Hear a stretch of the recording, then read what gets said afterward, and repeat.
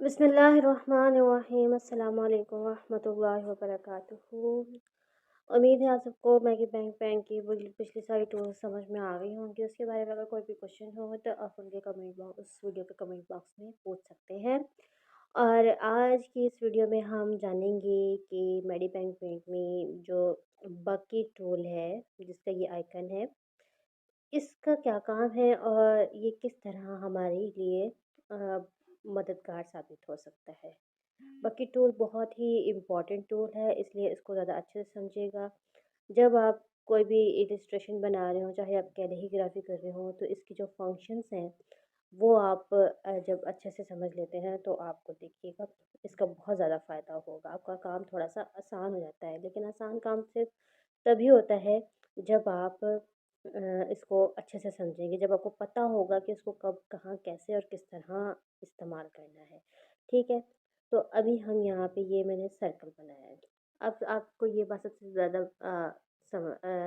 ज़हनशी करनी है कि बकेट टूल हमेशा क्लोज शेप में यानी कि बंद हो मुकम्मल उस पर जो है काम करती है। यानी कि एक दायरा बना हुआ हो और उसमें हम रंग भर दें। ठीक है, तो ये कुछ इस तरह काम करती है। इसके ऑप्शंस जो है मैं क्लोज कर देती हूँ। ये देखिए, इसमें ये क्लोज शेप थी, दायरा बंद किया हुआ था मैंने और ये रंग भर हो गया।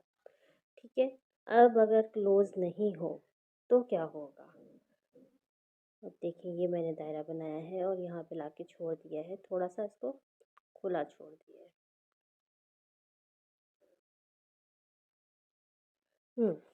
ये अब अगर हम इसको थोड़ा सा और बंद कर दें, सिर्फ एक पॉइंट जितना खुला छोड़ दें, तो देखिए वैसे तो वो सामने से हमें नज़र नहीं आ रहा होगा इतना। कभी कभार ऐसे होता है इलस्ट्रेशंस में हमारी क्लोज शेप हमें दिख तो रही होती है, लेकिन कहीं अगर हम उसको जूम करके देखें तो वो कहीं से थोड़ी सी क्लोज नहीं होती, उसमें गैप होता है हल्का सा ना, उसमें थोड़ी सी खाली जगह होती है जहाँ से रंग बाहर निकल सके। ठीक है, तो अब हम क्या हमने हम हमें क्या करना है कि हम इसमें बकेट टूल से रंग फिल करते हैं। हम बिल्कुल ले लेते हैं और इसमें भर देते हैं। तो ये देखिए, इसका क्या मतलब है, ये बकेट टूल ने डिटेक्ट किया कि जो शेप है ये क्लोज नहीं है, इसमें कोई गैप है और जो भी कलर था वो गैप से निकल कर पूरे उसमें फैल गया। जो भी हमारी लेयर थी उसके ऊपर फैल गया। अभी हमारे पास एक ही लेयर है। ठीक है, तो क्या हुआ कि हमारा काम थोड़ा सा ख़राब हो गया, लेकिन इसके भी हल हैं हमारे पास। तो सबसे पहले तो हमने काम यही करना है कि हम ऐसी इलस्ट्रेशन बनाएं जो कि एक क्लोज्ड शेप हो, just like this close shape. ठीक है, तो उसमें जब हम कलर फिल करेंगे तो देखिए जो क्लोज शेप थी ना उसमें कलर फिल हुआ। अब उसके बाहर जो शेप थी उसमें नहीं हुआ। और क्या हुआ कि ये अगर हम जूम करके देखें तो यहाँ पे थोड़ी थोड़ी जगह खाली है, यानी कि क्लोज शेप में कलर तो हो गया है एक तरह से। अब यहाँ से तो इतना फील नहीं हो रहा, लेकिन हम जब उसको जूम करके देखेंगे तो हमें पता चलेगा कि जो हमने एक क्लोज शेप बनाई थी और जो कलर किया है उन दोनों के दरमियान में हल्का सा पिक्सल्स के निस्बत से ना थोड़ा सा कलर होना बाकी रह गया है। इस मसले को भी हम हल करेंगे और यही चीज़ें जो हैं हमें बकेट टूल की जो सेटिंग्स हैं उससे हमें पता चलेंगी कि ये कैसे होगा। ठीक है, एक चीज़ और, वो सब चीज़ें बताने से पहले एक चीज़ और आपको बता दूं कि क्लोज शेप सिर्फ ये नहीं होती कि हमने यहाँ पर कुछ यूँ ऐसे सर्कल बनाया है या डिब्बा ड्रॉ किया है या कुछ भी चीज़ ऐसी बंद करके बनाई है, तो सिर्फ ये क्लोज शेप नहीं होती। आप देखेंगे ये जो लाइन है ना, ये भी एक क्लोज शेप है। अब इसको अगर हम कलर करेंगे कोई दूसरा, इसको सिलेक्ट करके इसके ऊपर कलर करेंगे तो ये देखिए आपको नज़र आ रहा है कलर चेंज हो गया। तो line it self is a close shape, बस डिपेंड करता है कि वो इतनी मोटी हो कि उस पर हम बकेट टूल इस्तेमाल कर सकें। लाइक हम हम देखते हैं बल्ब पिक्सल पर हो सकता है या नहीं। ठीक है, तो ये पिक्सेल्स हैं। अब यहाँ पे हम बकेट टूल से तो कलर करने की कोशिश करते हैं। तो ये देखें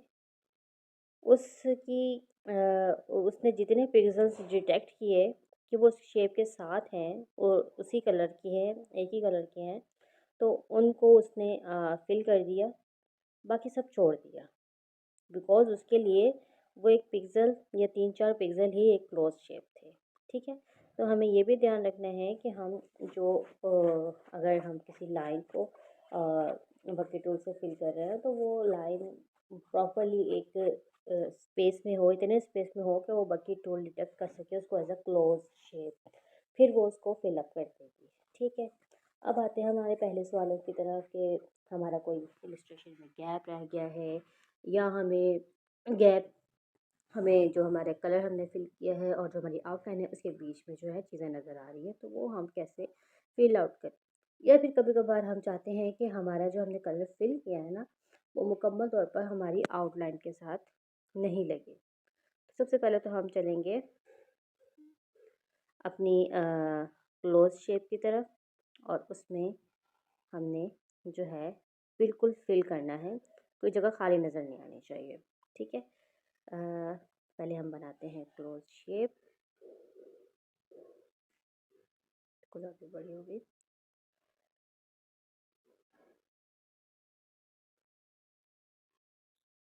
ठीक है, ये है क्लोज शेप। अब इसमें हमने करना है कलर फिल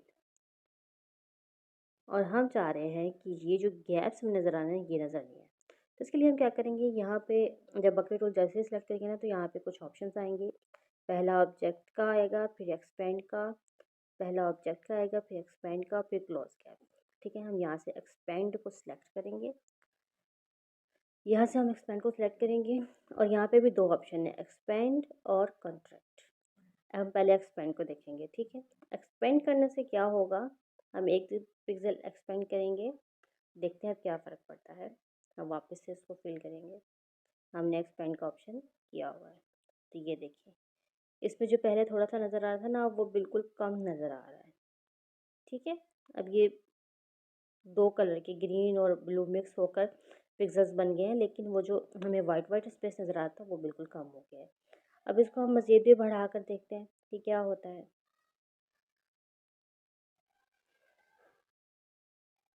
ये देखें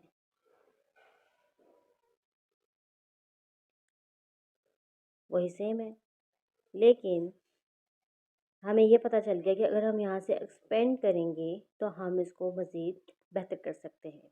ठीक है, अभी यहाँ पे हमें यहाँ पे फ़र्क पड़ा है। ठीक है, हमारा जो ग्रीन रंग है वो ब्लू रंग के ऊपर थोड़ा सा चढ़ गया है, लेकिन चूँकि वो बहुत इतनी कम मिकदार में था कि हमें पता नहीं चला। तो हम ये करके देखते हैं कि 13 पे एक्सपेंड कर देते हैं।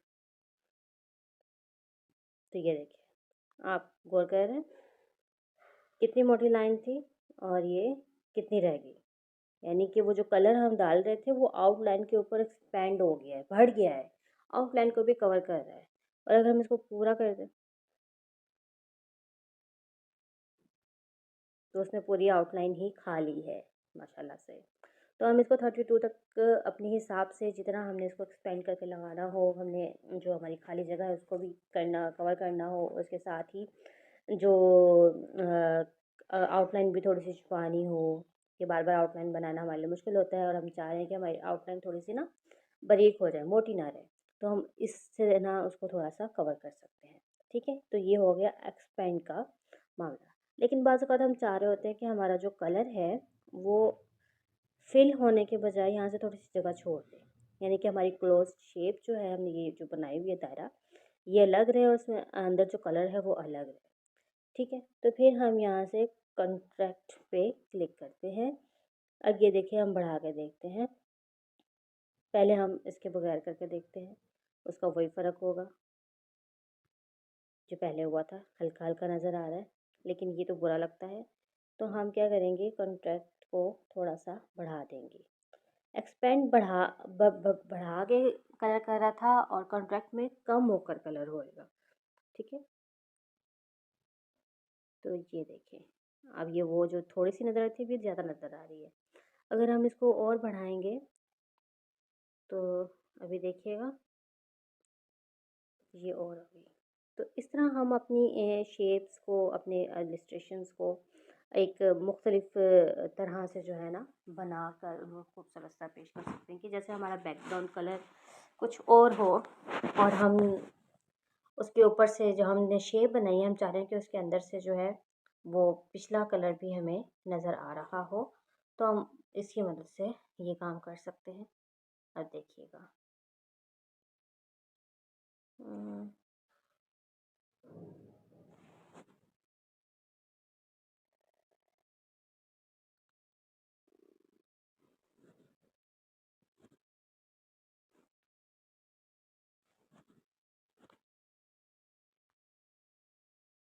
ठीक है।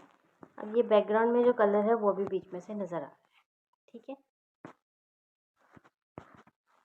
तो इस तरह हम अपनी मुख्तलिफ चीज़ें करके काम कर सकते हैं। अब हम आते हैं क्लोज गैप की तरफ। कभी कभार हमसे ऐसा होता है कि हमने जो शेप बनाई होती है ना वो इतनी क्लोज नहीं होती है, लाइक उसमें गैप्स होते हैं।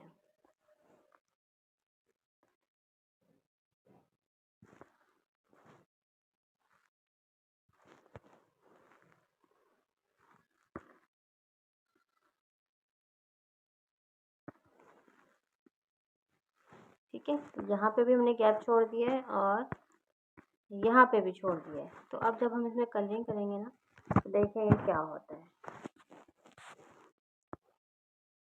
देखिए ये क्यों हुआ, पूरी लेयर पे ही कलर हो गया।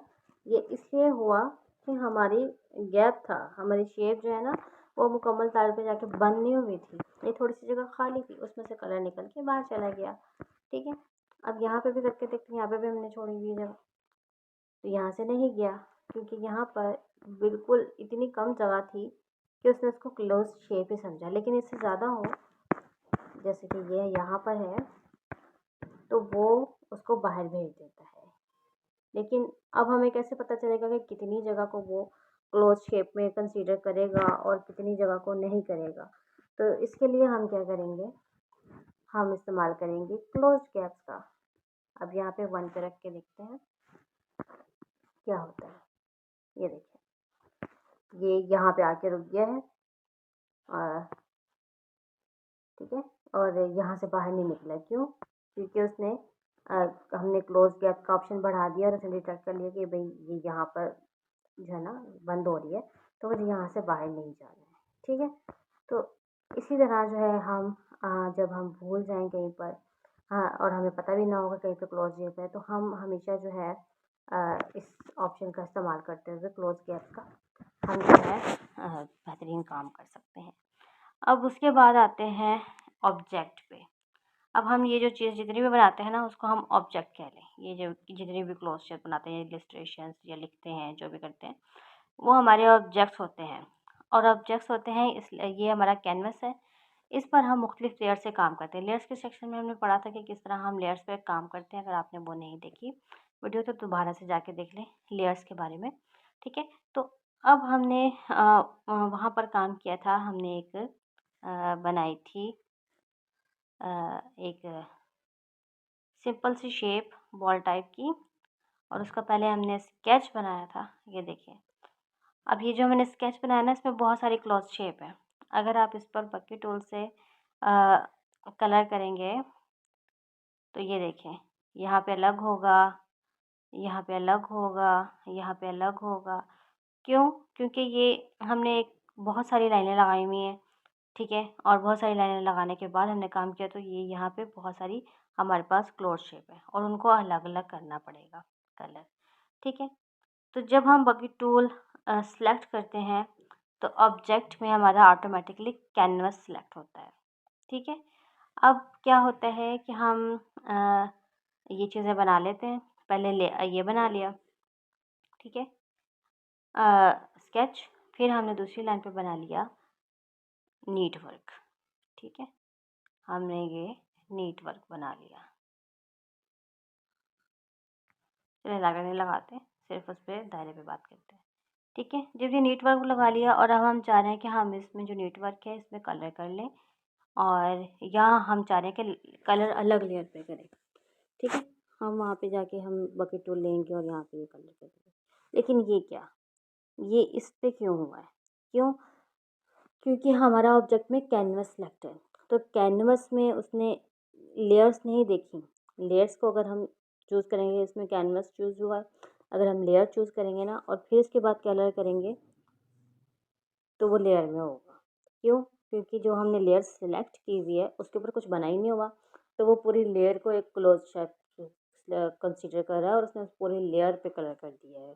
ठीक है, तो ये बात आपको समझ में आ गई कि लेयर पर अगर हमने किसी खास लेयर पर काम करना है तो उस लेयर को सिलेक्ट करेंगे, फिर उसके बाद बकेट टूल का इस्तेमाल करेंगे।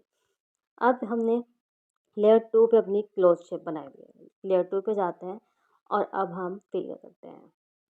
ठीक है, ये देखें जो हमने क्लोज शेप बनाई थी उसमें फिल हुआ है।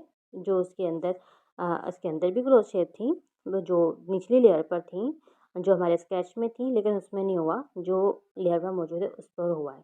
लेकिन अगर यहाँ पर हमने क्लोज शेप वाली लेयर को सिलेक्ट किया हुआ है, लेकिन हमारी जो बकेट टूल की ये ऑब्जेक्ट में है, यहाँ से हमने लेयर के बजाय कैनवस सेलेक्ट किया हुआ है, तो कैनवस को वो देखेगा कि इस पूरे कैनवस पे ये स्केच भी बना हुआ है, ये क्लोज शेप भी बनी हुई है।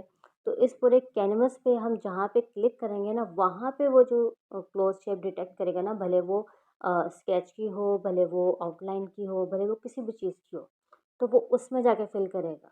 अगर आप इस दायरे में चाहते हैं कि ये जो मैंने डार्क कलर का मोटा सा दायरा बनाया है नीट काम के तौर पर, इसमें करना है, तो आपको उसकी स्पेसिफिक लेयर पे जाना होगा और उसमें करना होगा। क्योंकि यहाँ कैनवस पे तो ये पीछे से जो स्केच है इसकी भी क्लोज शेप हमें नज़र आ रही है। जब हमने कैनवस सेलेक्ट किया हुआ है और अब हम इस पर टैप करेंगे तो हमारी ये जो एक क्लोज शेप थी ना, इसमें फिल हो गया है। क्यों? क्योंकि बैक साइड पे हमारी इस दायरे के साथ ये छोटी-छोटी लाइनें भी आ रही थी हमारे स्केच की, जो कि एक अलग से क्लोज़ शेप बना रही थी। फिर उसके बाद यहाँ पे एक अलग शेप है। अब चाहे हमने लेयर कोई भी सिलेक्ट की हो, लेकिन हमने बकेट टूल के लिए कैनवस सेलेक्ट किया हुआ है, तो पूरे कैनवस पे जो चीज़ें होंगी ना उसमें उसको देखते हुए वो कलर करेगा, वो अलग-अलग लेयर को देखते हुए कलर नहीं करेगा। और ये हाँ, बुरी चीज़ नहीं है कि हमने कैनवस सेलेक्ट नहीं करना, हमें लेयर सेलेक्ट करनी है। लेयर में कलर करना है तो लेयर सेलेक्ट करनी है, लेकिन बाज़ औक़ात हमें होता है कि हम कुछ बच्चों के लिए चीज़ें बना रहे हैं, जैसे कि हमने यहाँ पर जो है सॉरी, यहाँ पे दायरा बनाया, यहाँ पे बच्चों के लिए ना बना रही हूँ, कोई भी इलस्ट्रेशन बना रही हूँ जो ऐसी हो जिसमें एक साथ अलग-अलग शेप्स हों और उनमें हमने कलर करना हो, उसमें कोई रफ वर्क नहीं नज़र आ रहा हो। तो ये यहाँ पे हमारी ये कुछ शेप्स हैं। सॉरी, सारी मैंने एक ही लेयर पे बना दी है। मैं आपको कैनवस का जो ऑप्शन है बकेट टूल में उसको करके दिखाना चाह रही हूँ। तो मैं इस लेयर पर ये बनाऊँगी।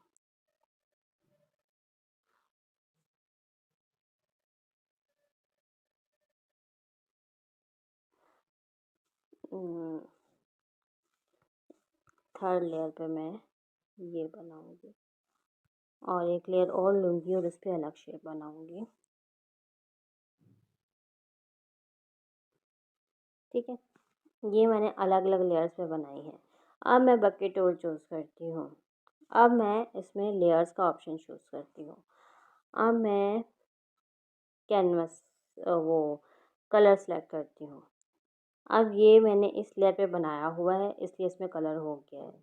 ये मैंने इस लेयर पे नहीं बनाया हुआ था, इसलिए क्लोज शेप के बाहर जो जगह थी वो एक अलग चीज़ थी, तो इसने लेयर पे कलर कर दिया है, क्योंकि जिस शेप में मैं कलर करना चाह रही थी वो इस लेयर पे नहीं बनी हुई थी।